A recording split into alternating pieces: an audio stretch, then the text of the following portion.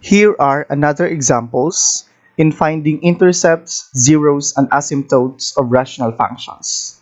Before I give you the examples, let us recall first these concepts.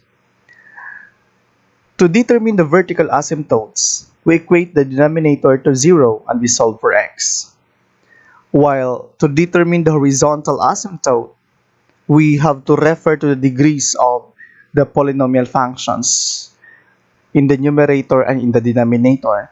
If the degree of the numerator is greater than the degree of the denominator, there is no horizontal asymptote.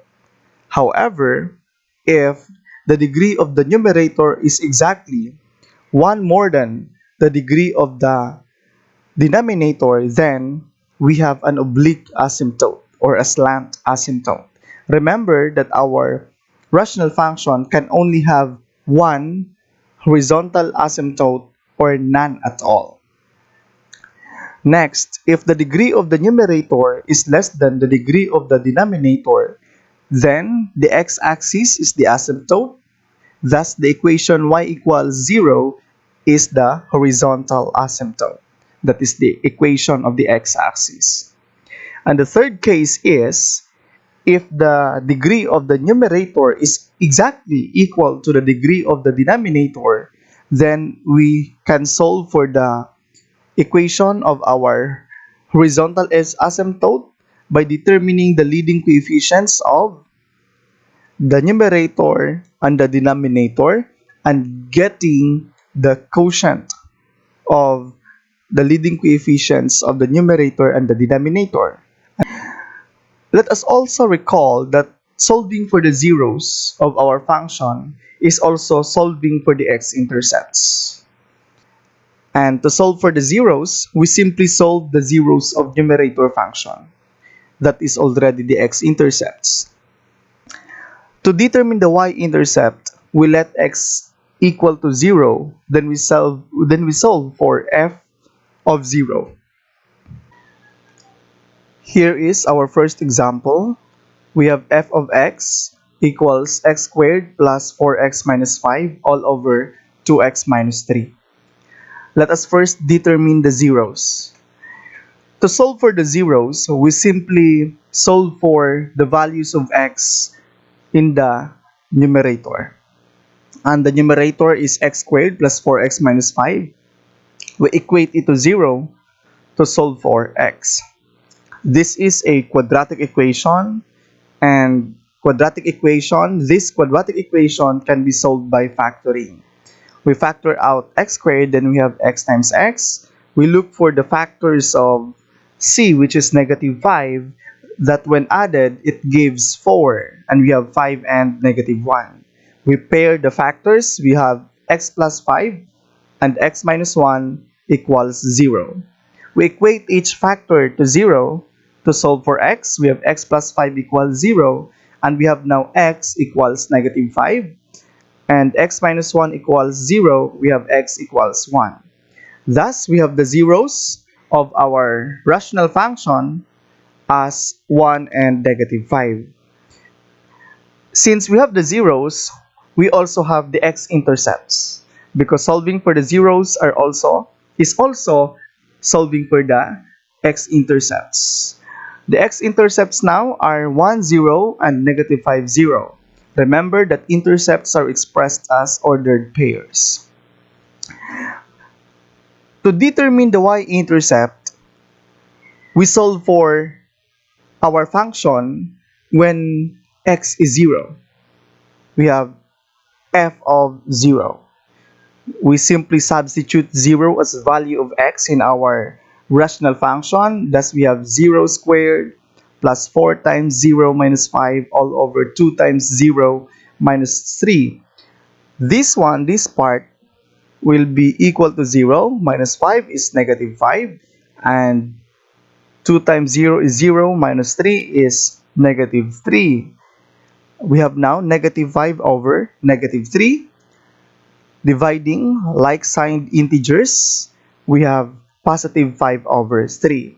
Now we can say that we have our y-intercept, which is 0, 5 over 3. Again, our y-intercept is expressed as an ordered pair. Now, let us determine the vertical asymptote and the horizontal asymptote of this rational function. To find the equation of our vertical asymptote, we equate our denominator to 0, and thus we have here 2x minus 3 equals 0. We transpose negative 3 to the right side, it becomes positive 3. We have 2x equals 3, and we divide both sides by 2, and we have here x equals 3 halves. Thus, the vertical asymptote of our rational function is x equals 3 halves. To determine the horizontal asymptote, we need to examine the degrees of the function in the numerator and in the denominator. The degree of the numerator is 2, it is a quadratic, and the degree in the denominator is 1, linear. We have now n is greater than m, which means the degree of the numerator is greater than the degree of the denominator. And also, we have the degree of the numerator is exactly 1 more than the degree of the denominator. If that is the case, again, we have an oblique asymptote. Let us now find the equation of the oblique asymptote or slant asymptote of this rational function. How do we do that? To do that, we divide the numerator by the denominator using the long division or synthetic division process. If you could still remember, these are your lessons when you were in junior high school. Again, to determine the equation of an oblique asymptote of a rational function, we divide the numerator by the denominator. And the quotient is usually expressed as mx plus b plus the remainder. If that is the case, we disregard the remainder and we write our equation of the horizontal asymptote as y equals mx plus b. Again, the quotient when we divide the numerator by the denominator is usually expressed as mx plus b plus the remainder. I believe you can still remember this. But in writing the equation for our horizontal asymptote, we remove the remainder and we write it as y equals mx plus b. This is the slope-intercept form of our linear equation in two variables. In this example, the oblique asymptote is y equals 1 half x plus 11 over 4. I did not do the long division process anymore. You can check it on your own and see if I got it correctly. Let us check the graph of this rational function using our graphing calculator. We have our rational function x squared plus 4x minus 5 all over 2x minus 3, and the graph looks like this. Let us examine closely. This part of the graph crosses the x-axis at exactly 2 points. Thus, we have two x-intercepts at negative 5, 0, and at 1, 0. There you go. That is our x-intercepts. Now, our y-intercept, the graph also crosses the y-axis at the point y, or at the point 5 over 3. That is exactly, as you can see here, 1.6667. Okay, that is now our y-intercept. And looking closely also, let us have our vertical asymptotes. The equations are x, and when x equals 3 halves, there is only one vertical asymptote, that is an asymptote, x equals 3 halves. As you can see, it extends to infinity, but the blue here, the blue-green or the sky blue maybe. Uh, and the red, this is the graph of our rational function, and this is the graph of our vertical asymptote.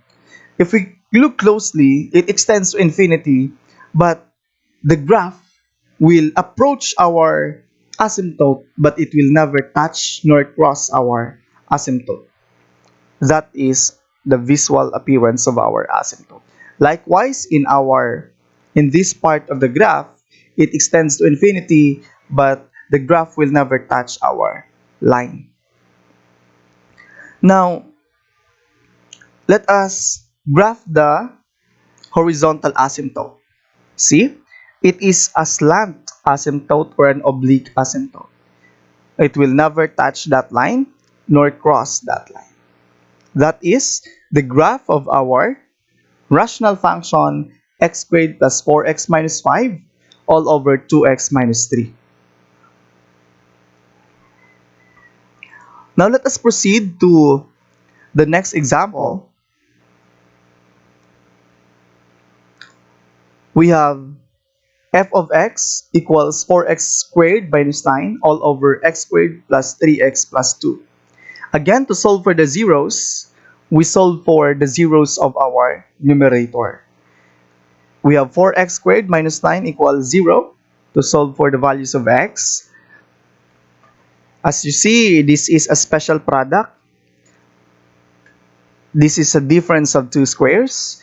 And let us recall, when we have the difference of two squares, the factors are, we get the square root of the first term, and we get the square root of the second term, and we express the factors as the sum and difference of two terms, sum of difference of two terms. Thus we have square root of 4x squared is 2x, square root of 9 is plus minus 3.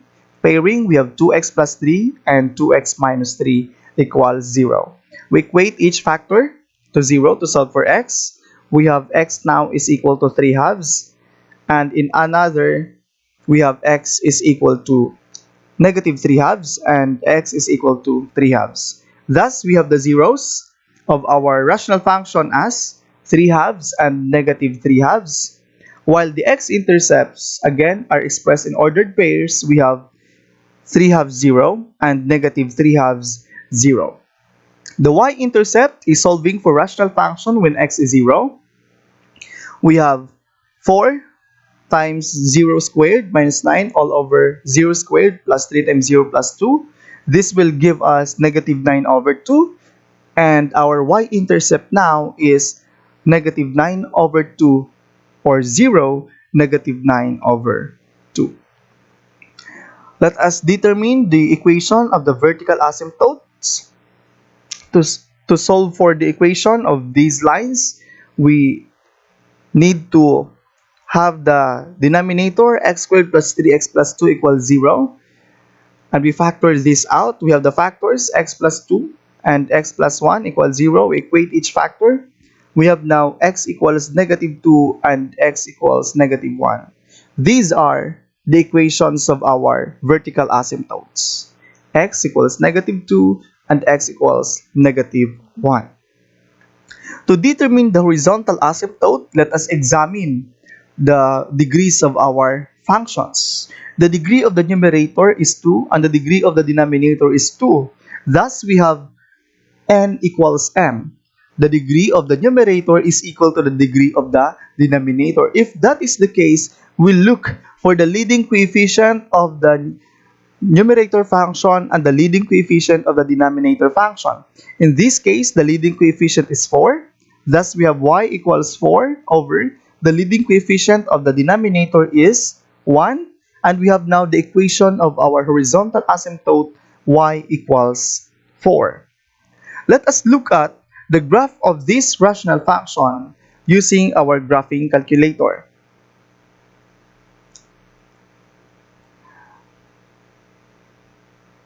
There you go. This is the graph of our rational function f 4x squared minus 9 all over x squared plus 3x plus 2. Let us examine closely. Our graph has only one x-intercept. Mm-hmm. Am I right? Okay. No, there are two actually. There are two, yes. Our graph crosses the x-axis at what point is this exactly? Yes, that is 1.50. And another part of the graph crosses the x-axis at negative 1.50. Those are the x-intercepts. While we have one y-intercept, which is negative 4.50, or that is negative 9 over 2. Now, let us graph the vertical asymptotes, which are negative 1 and negative 2. Negative 1, this is the graph of our negative 1, x equals negative 1. And another vertical asymptote, x equals negative 2. Those are the lines that our graph will approach closely but will never touch nor cross. As you can see here, this is x equals negative 1, while this one is x equals negative 2. The blue one is x equals negative 1. The orange is x equals negative 2. Now, I will scroll down and let you see that it will never touch. Okay, if I zoom out this one, you will see that it looks like it touches or they overlap, but they never. See? As you can see, that is asymptote. That is now the graph of our rational function 4x squared minus 9 all over x squared plus 3x plus 2. Let us proceed to the next example. We have f of x equals 2x plus 5 all over 2x squared plus x minus 3. Let us solve for the 0.